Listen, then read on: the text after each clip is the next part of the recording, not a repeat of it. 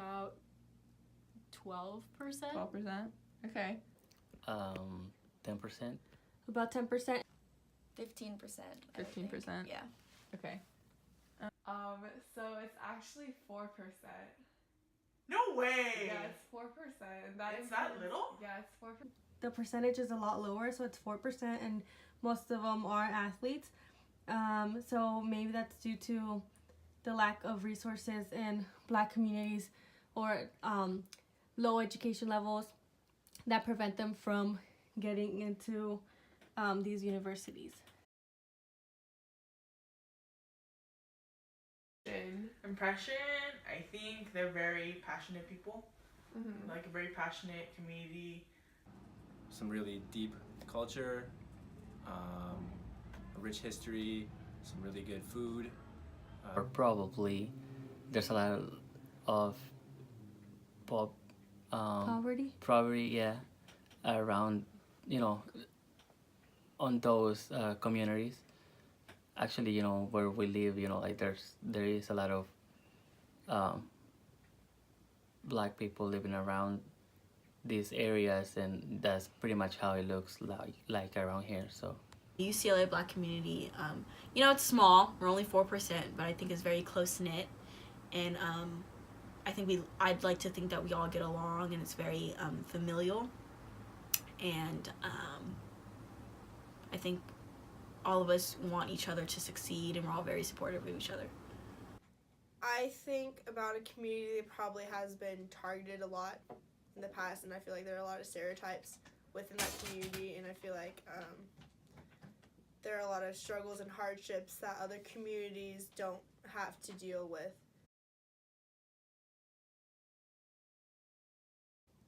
Have you heard of the term Chocolate City? No.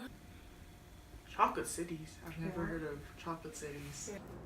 no, I haven't. You haven't? Okay. I've not heard that term. Black community in metropolitan areas. Chocolate cities are a perceptual, political, and geographic tool providing new glasses for those blinded by the lenses of ghetto, slum, hood, and concrete jungle.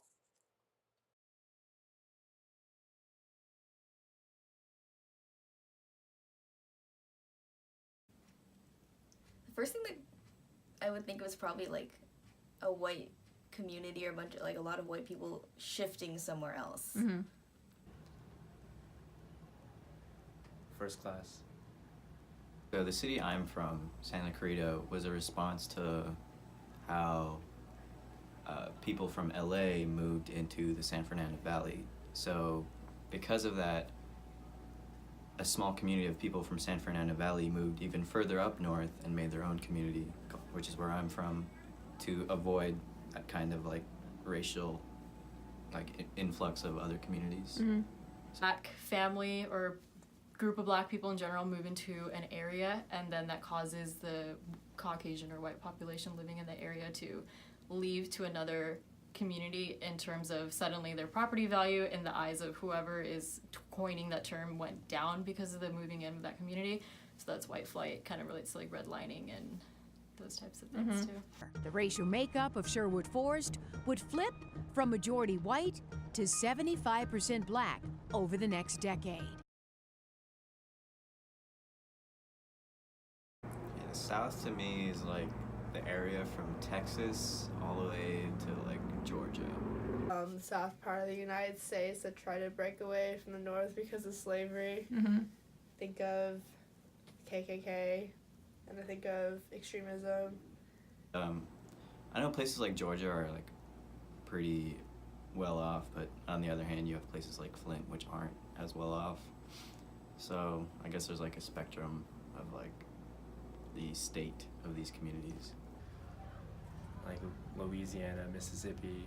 I think of, honestly, racism. Banking, just taking out loans for houses and stuff like that. I know the Black community have a very hard time taking out loans just to buy a house in a nicer neighborhood. I would say more wealthy type neighborhood. The criminal system, I think they're very disadvantaged in terms of jail time and prison time compared to other races. I don't know the specific names of it, but I know like the 3-strike rule that the first Bush president inflicted into the government was very detrimental to the black community. Also, gentrification is very detrimental to the black community. One of the policies was integrating schools, which was kind of a big deal.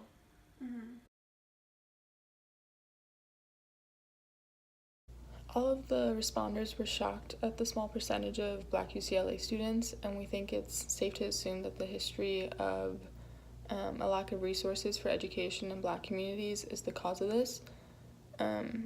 Many of the students also were familiar with the names or cases Brown v. Board and Plessy versus Ferguson, but when asked, most of them noted other current issues that don't necessarily have specific policies because they may not necessarily be deemed as outright racism.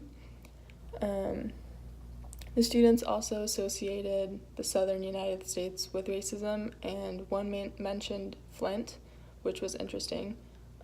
It's important to note that the issues that we associate with the South occur throughout the U.S. As Malcolm X said, everything below Canada is the South. And I think that filming this documentary with our group helped educate and increase the knowledge that these UCLA students may have about current issues within Black communities that they may not necessarily have otherwise known about, and how we might be able to approach them.